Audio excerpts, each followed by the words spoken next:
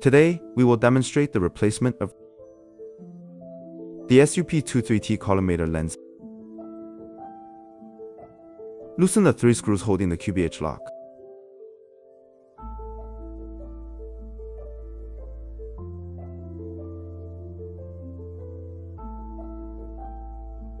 Remove the QBH lock.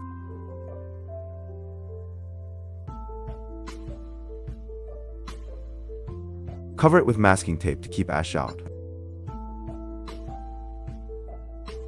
Loosen the locking ring.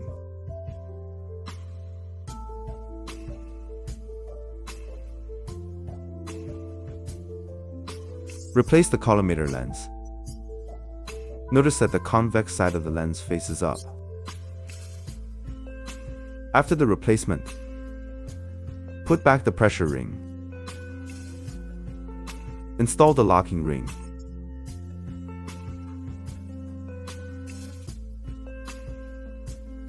Put the QBH lock back in the gun.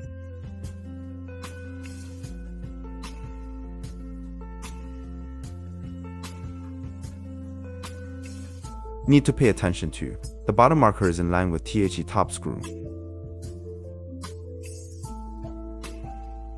Lockup screws.